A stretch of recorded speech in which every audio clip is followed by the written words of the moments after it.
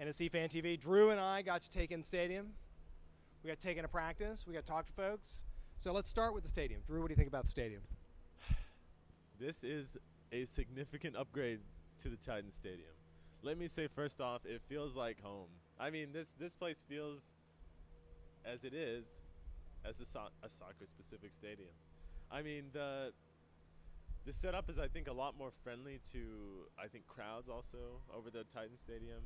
I kind of like the way they've got it set up. There is one issue with this narrow entrance from the low. That west side Yeah. walkway is too tight by my estimate. So the- you can't walk all the way around, I think. Yeah, I don't think so. And if you do, it'll be a double file line, and it won't be very efficient. But otherwise, I think I had a lot of fun walking around, and I think I'll thoroughly enjoy trying out all the different foods and. Yeah, a lot of good options. A lot of good options. I had a really good hot dog today. Yeah, the seats are very comfortable too. I noticed that the seats have a little divot, like it's like a thicker plastic with a divot, and that divot makes all the difference when you're sitting for 2 hours. I think so. The divot in the butt, and the little lower back, just a little bit of lower back bend on the back side of that seat. The Well-designed seat. Look, we've got lumbar support in mind, but we don't quite have hand rest support in mind.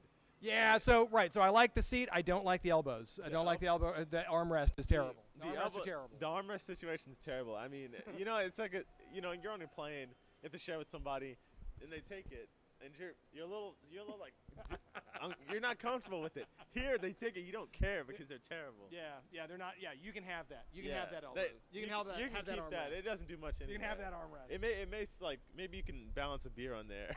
Like if you're Maybe right. You have that's like a magic trick balancing a Yeah. beer on one of those. yeah, they open them for you so you can't actually. Don't take that risk. Don't take that risk for the $40 beer Yeah, or 40 however much they cost. Yeah, we had Aaron from the assembly commenting on the beer price. I mean, let me just make it clear, it's just 14 and change for a 24-ounce Heineken. So in perspective, that is about $7 for 12 ounces of beer. So that would be $7 for a 12-ounce beer. Keeping that in perspective, it's not that off. It's not that off, but it dismays you when you look at it. It dismays you whenever you're like, I'm just buying a can of beer. But okay, It is it's over a pint of beer. you are making a beer investment. A beer investment. And like Aaron said, I mean, the tailgating situation is going to be different because people are going to see that and go, Yeah, I'm gonna bring my beer in my belly. they bring my beer in my belly, and then afterwards it get messed up. Yes. Now, the question too is, we've got like the ice cream, the Nashnaughts, etc. Aaron and the ice cream. So awesome. What about the bars? Like, what kind of bars do we have? Yeah, not a lot of barge, not a lot of pubage around here. I think that there's Santa's Pub, which is around the corner here, which as far as I understand, is a karaoke bar. Which may not be amenable to the soccer crowd. We'll never give up on you on repeat, and we'll see how that goes. See how that goes. I might get, I love the song, but maybe after 5 or 6 runs, I might be ready to turn it in. So overall, though, I'm glad, and I feel like I'm at home at this stadium. I think that this was a really great way to sort of get used to it and sort of feel our way around in it. I'm very grateful to the club, Ian Air, and everyone for letting us come in, letting us, This is a great experience. Stomp around a bit. Yeah, it was great to see training in action. I mean, so let's talk about the training. Okay, sure. Let's talk about the training. What'd you see? Well, I'll say this: I saw a lot of defense. Yeah. I saw a lot of good defending. But I did see something that's a little concerning. Maybe I'll start with the concerning part, and then I'll move to more greener pastures. Once again, I am coming to tell you that I'm disappointed with play. No, not from him. Not from him. Are you disappointed from somebody? From Ake Loba. I mean, he was involved in one of the goals. Yeah, he had an assist for Zubak. He was involved. Zubak also. Love you, Zubak. Yeah, I think he's he hardly sees the field, but he is. I think that he is a very positive player. He's good. Yeah, every time he was on it, I was happy with it. But there was a moment, a little exchange between him and Mukhtar that apparently I wasn't there for it, but Yeah, resulted Loba in- mishandled the ball, and Mukhtar just took it right off his toe, and they were on the same team. They were on the same team, and that's something that you don't expect. But then on the flip side, there was another moment where he was on him defending him. They were on different teams where Loba couldn't settle the ball properly, bad first touch, and then turned right into him, and then got dispossessed, and then he kind of just And tweaked his ankle in the process. and tweaked his ankle, and he had warm-ups on the whole time. That was weird. You know, I can like- understand the warm-ups at the beginning was a little brisk and it was wet, but like, you'd think that you'd get hot wearing Warm-ups wearing one of those like Arctic level cold. and the sun came out. And maybe, like I said, maybe he's used to like the Mexican heat, Yeah, which is maybe, one thing to be said for it. But like overall, I just didn't. I was very disappointed with this play during the practice. I mean, So yeah, Mukhtar jumping him was a testament to the fact that Mukhtar knows the problem with Loba, which is that Yeah. Loba doesn't control the ball well. Mukhtar saw the ball coming to him, was like, I can jump him because the ball's going to be 1 yard off of his right foot after it touches him, and he was right on it. Loba was like, oh my gosh, how did you guess that the How'd ball you- was going to be terribly controlled and it was going to be 1 yard off my foot? and I guess here's the thing.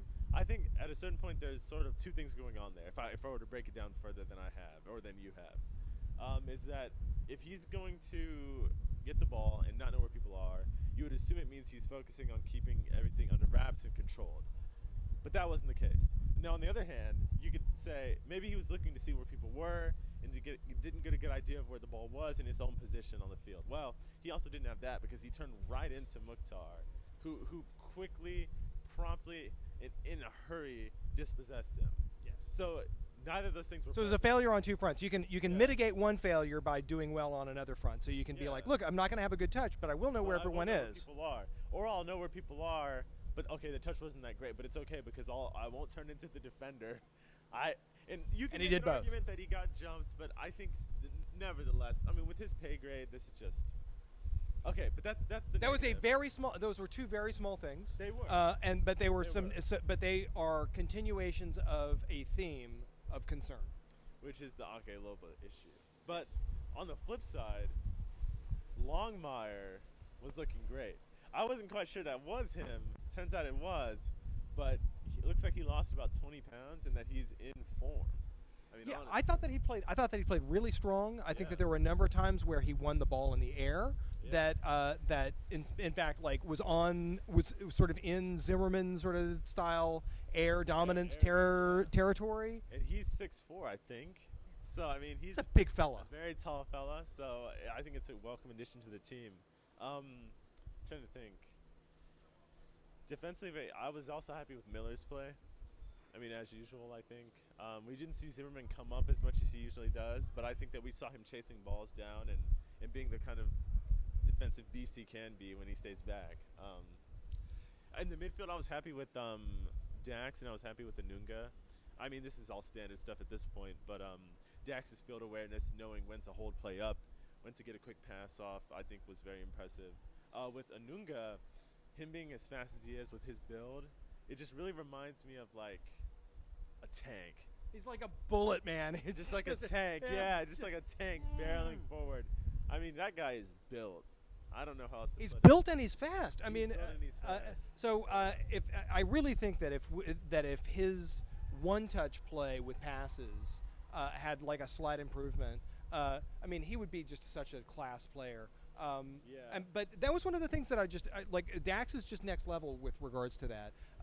We saw that today with just so many cases where the teams were playing up the middle. Dax would set up, and the ball would come to him hard and on the ground, and it would be a kind of a shift of the hips, Yeah, and the he would ball just would need be to on somebody else's redirect. foot. Yeah, It was a yeah. really amazing bit of Yeah. just watching somebody display that level of skill, just again and again It's and the again. it's both the things that to use it as a flow for Loba. It's the field awareness and the control necessary to make that happen that are just in check. I mean, it's insane. And it's amazing to watch. And we got to see folks working on that. We got to see folks mastering that.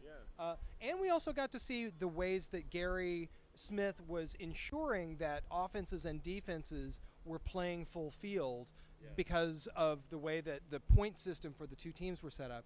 where there were sort of effectively sort of main goals in the middle, but also partial goals on the side. And we saw Sapong score a goal on one of those like sort of side hustles where you just dribble into the frame. I mean, I think it's a good use of space that you narrow play, but you widen it, and I thought that was really nice to see. And I think it makes sense given how we tend to play with the 4-4-2 typically.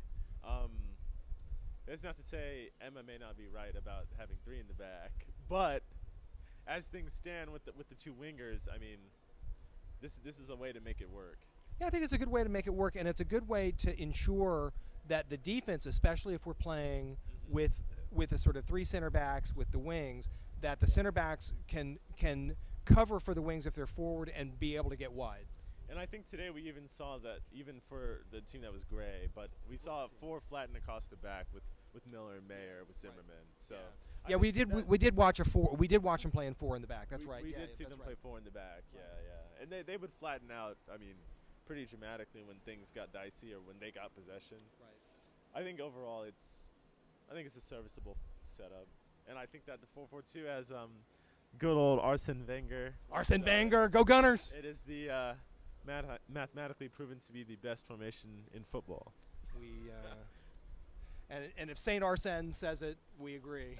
I appeal to authority. Appeal to authority. Appeal to authority. He is an authority. All right, we good? I think that I've said all I need to say. I've said my piece, and I'm very happy with the stadium, and I'm very thankful for everyone who made this possible. Yeah, really. Yeah, again, as Drew had said, a big thank you to the higher ups here at NSC for making today possible, making this place such a welcome place for fans, doing the hard work of just making things happen. Thank you to the players too. I mean, we saw very heartwarming exchanges between Joe Willis and fans, and I won't go into detail there, but the amount of care put in by the players to fans is immense, and I'm very grateful for it, and it makes this team one that I'm proud to support and one that I love being a part of. Yeah, we saw a lot of a personal touch from the players coming over and saying hello and thanking the fans, and so that's again just one of the special things that you get from Nashville in particular, the MLS generally. That's right. This is a league where I think that the fans get the appreciation that they deserve that you don't see in a lot of other professional sports. That's right, and I think right here at home, where I feel at home, I'm excited to have a lay of the land and to come in here May 1st and it beat Philly. Yeah. Because I'm tired of. My only complaint was that we didn't get to go up onto the second deck because that's where Drew and I have our seats. We're sort of sitting up high. I wanted to sit in my seat, but hey, you know what? I got to sit low and watch that, and got to effectively sit right under my seat. Right under my seat. Well, I guess so. Maybe we haven't said our piece. I'll say one more thing. What do you think about? I'm taking control of this interview. What do you think about the penalty shootout at the end there? What did that make you feel between we had Leal, Alvin Godoy, Leal, and Mukhtar. Lealman and Mukhtar for the Pens, and so first off, good. I'm glad to see us practice Pens. I'm glad to see us practice Pens. I'm going to say it one more time. I'm glad to see us practice Pens. It's set pieces. It's when the other team's got the set pieces, and when we have to take the Pens. That's whenever my throat gets lumpy. It's whenever I get grumpy. Throat gets lumpy. Yeah, throat gets lumpy. I get grumpy, and my will feels schlumpy. What? Heart gets thumpy. Oh my goodness. Yeah, we could keep rhyming like that, but it'd get dirty. So, H. So, but the point here is that I'm glad to see us working on the Pens. I'm glad to see that be something that they did for us to see that they're doing that. So I'm sure that they're working on the Pens. There's no question that they were working on the Pens. I'm glad that they showed us that they're working on the Pens, and so that was a good gesture. The other thing that I want to make sure that I see them working on is working on setting up to defend set pieces. Set piece. Were we ready? No, it was a set piece. It was a set piece. Were we ready? No. So set piece? No. Yes. We weren't ready. No.